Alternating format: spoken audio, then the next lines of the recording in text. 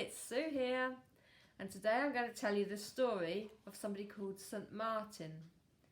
If you've noticed, we've had lots of festivals at the moment to do with lights, because the dark nights outside are not very nice. People like to cheer themselves up by doing things with lights. So we've had Halloween, you've got Fireworks Day, and on November the 11th, it is the festival of St Martin, and this isn't celebrated so much in this country, but more in Germany and lots of European countries like Norway and Sweden.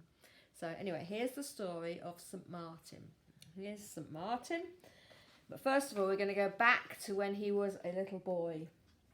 Now, Martin was born several hundreds of years ago in Hungary. When he was little, his parents moved to Italy. Both these countries were occupied by the Romans.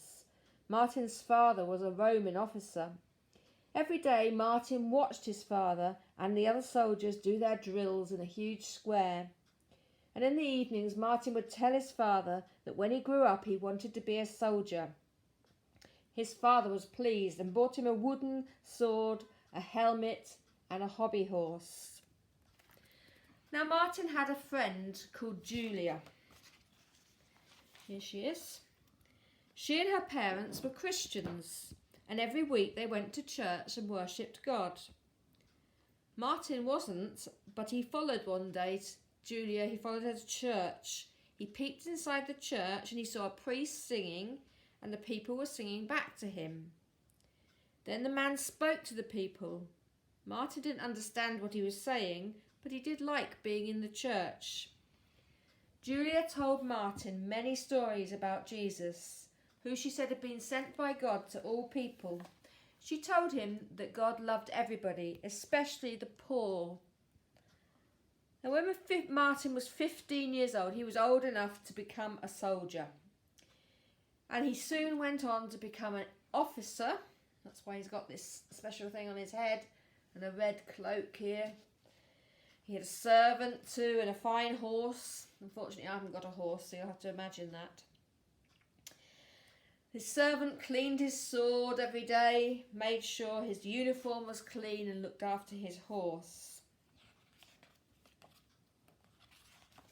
There's a picture of him becoming a Roman soldier. Now, winter came one year. The snow fell, the winds blew, and the emperor wanted the soldiers to go over the Alps, that's big mountains, and on into France, and they wanted him to go to a little town and protect it from some people called the Germanic peoples. Martin said goodbye to his parents, and he set off with his soldiers over the mountains. It snowed and snowed day and night, and the wind howled frightfully.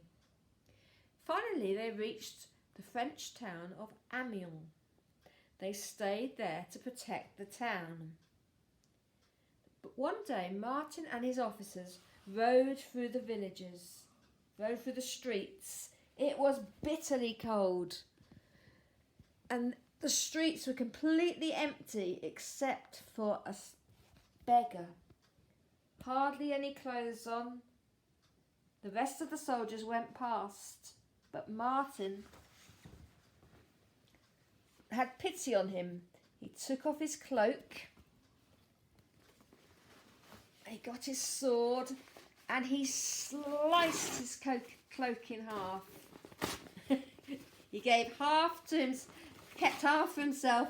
He covered the beggar with the other half to keep him warm, and he had the other half for himself. Let's see if I can find a better picture. There we are. There's him giving half of his cloak to the beggar. Martin looked really funny with one half of his cloak on, but he didn't mind. He'd helped somebody. During the night, Martin had a dream.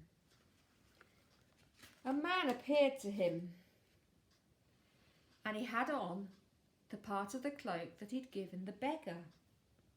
The man in the dream said, "Do you know who I am?" "Yes," said Martin, "you're that beggar I gave the cloak to." "Look carefully again," said the man. Then Martin remembered all those stories that Julia, his friend, had told him about Jesus helping the poor, and suddenly he did know who the man was. It was Jesus. "Yes, I am Jesus," said the man. "What you did to the beggar was like you were doing it to me." When Martin woke in the morning, he became a Christian, and soon afterwards he was baptised.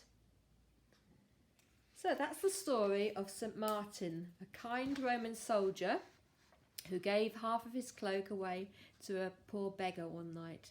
Now this is celebrated as I said, in Germany and other countries around Europe by children going out into the streets with a lantern that they've made. They hang it on a stick and they walk around singing songs and asking people, going to people's doors and getting sweets and cakes. So it's a special festival for them. So I hope you've enjoyed that story, and I'll see you next time. Bye.